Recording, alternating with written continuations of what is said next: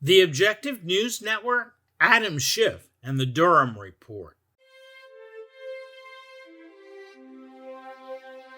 Hello, everyone.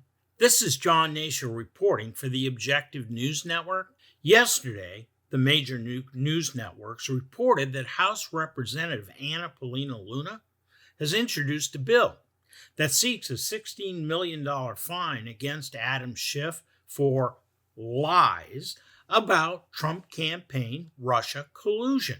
Many of the news reports go back to all of the televised interviews that Representative Schiff gave to the media. The interviews provide a truly remarkable pattern of repeated statements that the multiple investigations into Russian collusion by the Trump campaign were completely justified. On many occasions, the same videotaped interviews show that Representative Schiff insisted that there existed more than circumstantial evidence, but he refused to disclose exactly what the direct evidence was. For example, when news commentator Chuck Todd asked, "So all that you have is a circumstantial case?" Representative Schiff replied, quote, "Actually, no, Chuck. I can tell you that the case is more than that. I can't go into particulars, but there is more than circumstantial evidence," close quote. In interview after interview after interview, Representative Schiff repeats that the investigations into Russian collusion with the Trump campaign were justified based on what he simply called the plain facts.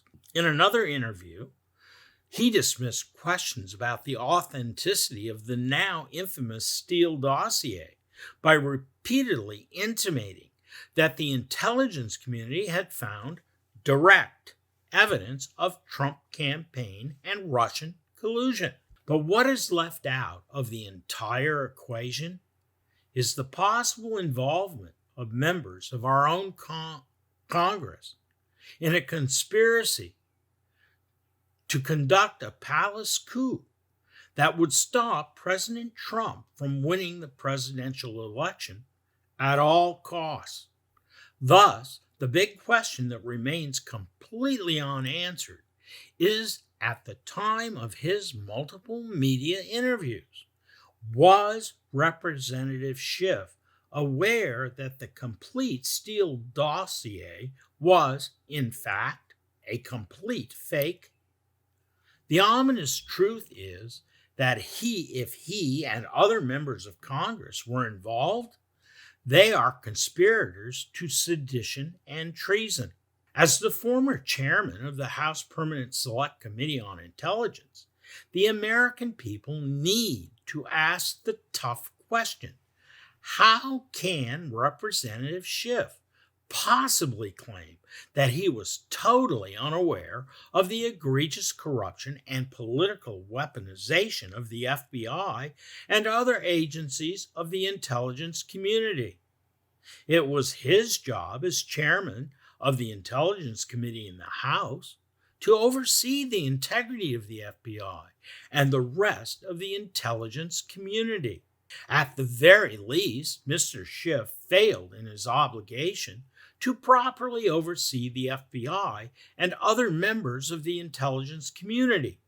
It was his job to find out whether the Steele dossier was credible before he began to use it as a bludgeon to politically attack a rival.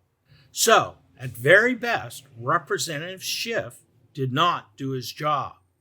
At worst, Representative Schiff committed treason, along with other members of Congress, by violating the Constitution he swore to defend and uphold, by intentionally interfering with the presidential election process.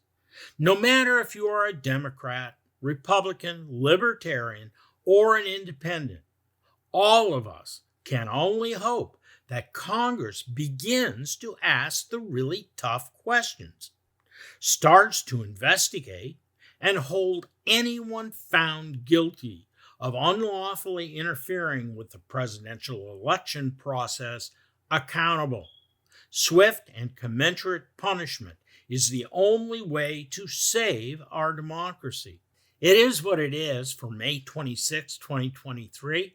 This is John Hnatio reporting for the Objective News Network.